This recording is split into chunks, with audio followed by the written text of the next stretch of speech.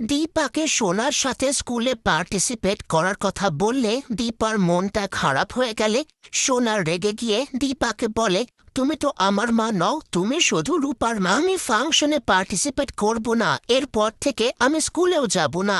দীপা নিরুপায় হয়ে সোনার এইরকম অবস্থা দেখতে পেরে রাজি হয়ে যায়। অন্যদিকে গ্রামের সেই লোক রূপাকে ফান্টুসের কাছে ফিরিয়ে নিয়ে আসলে ফান্টুস রূপাকে জিজ্ঞেস করে, আমাদেরকে না বলে এইভাবে চলে যাচ্ছিলি?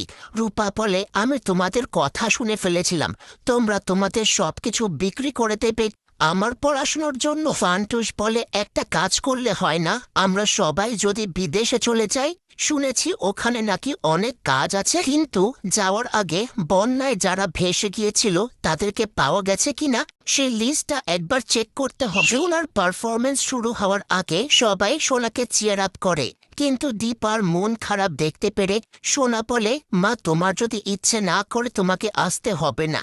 কিন্তু দীপা বলে, আমি তোমার জন্য যাবো।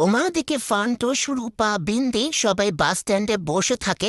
সেই সময় একজন অপরিচিত লোক রূপাকে হঠাৎ করে দেখতে পেরে রূপার সাথে কথা বলার চেষ্টা করলে ফান্টুস তাকে চাকু দেখিয়ে সেখান থেকে তাড়িয়ে দেয়। কিন্তু সাইডে লুকিয়ে সেই লোকটা একটা পোস্টার খুলে দেখতে পারে এ তো সেই মেয়ে যাকে তার বাড়ির লোক খুঁজছে। সঙ্গে সঙ্গে দীপাকে ফোন করে বলে দেয় যে আপনারা যেই মেয়েটাকে খুঁজছেন সে আমার সামনে বাস স্ট্যান্ডে বসে আছে, আর তার সঙ্গে রয়েছে একটা লোক যে মস্তান টাইপ। খবরটা পাওয়ার সঙ্গে সঙ্গে দীপা অনুজাকে বলে সেখান থেকে বেরিয়ে যায়, কিন্তু অনুজা একটা অন্য ফোন কলে থাকার জন্য দীপার কোনো কথাই শুনতে পারেনি। কি সোনার নাম অ্যানাউন্স হয়ে যায়, কিন্তু দীপাকে দেখতে না পেরে সোনা আবারও ভেঙে পড়ে আর বলে, আমি আজকে কোনো পারফরমেন্স করব না।